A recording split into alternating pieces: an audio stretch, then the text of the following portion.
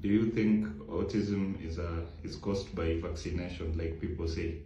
I can't say I believe that autism is caused by vaccination, or it is not, because that's still a disputed statement.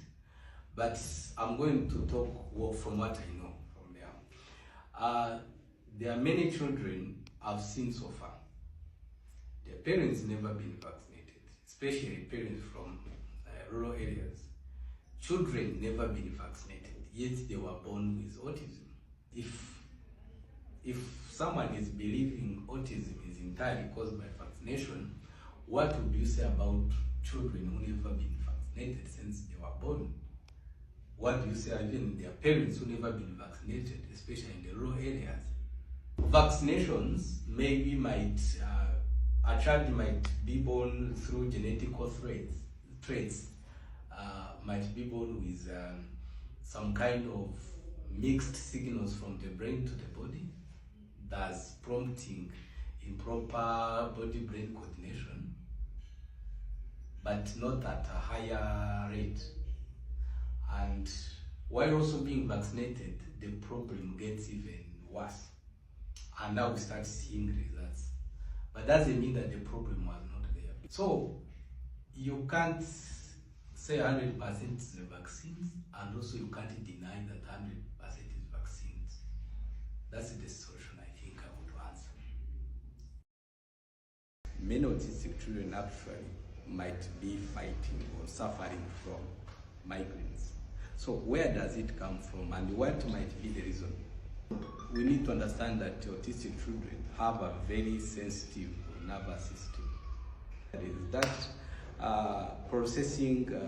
sensory processing rod that is constant at his door, and he's finding it difficult to make it. That overly activated or overly irritated sympathetic nerve, which will in turn make the body perceive that as stress and create and release a lot of cortisol.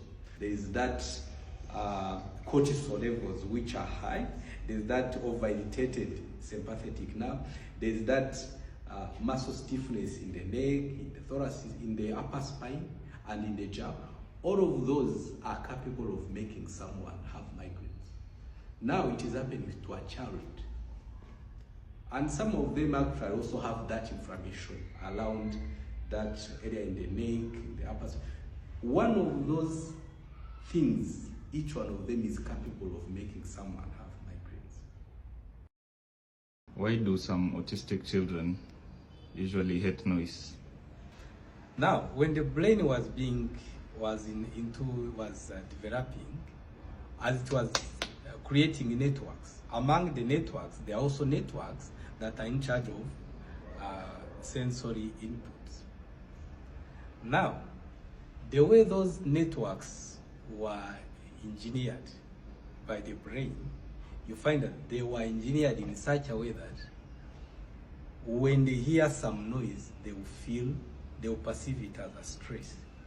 So no one likes stress. If you give me stress, I'm going to run away from you.